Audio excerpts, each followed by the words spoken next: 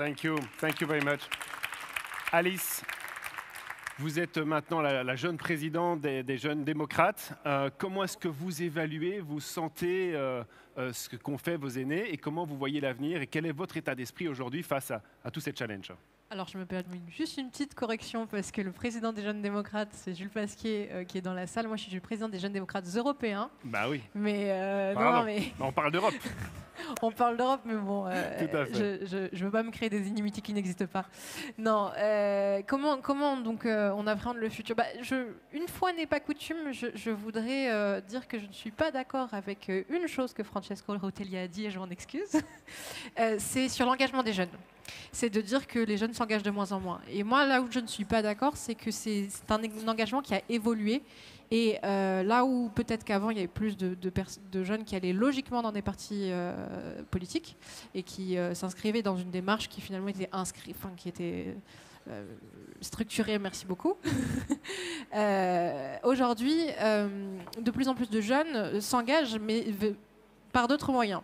Déjà, les réseaux sociaux, la technologie en général fait qu'on a des voix qui nous arrivent qui sont très clivantes, qui emportent en fait les raisonnements et qui fait fi de cette construction qu'on essaie de nous porter au centre. Donc, c'est des générations qui j'en fais partie parce qu'en 2004, j'avais que 5 ans. Pardon. Pardon, Maudit.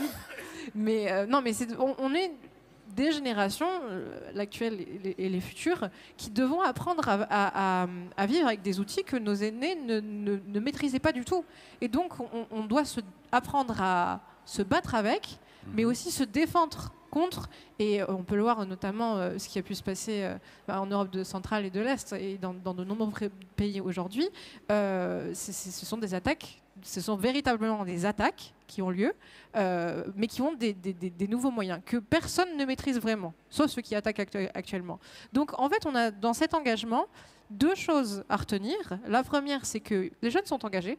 C'est juste qu'ils le sont dans des associations, qu'ils le sont dans les manifestations, qu'ils le sont dans les clean walk, par exemple, dans plein de manières différentes.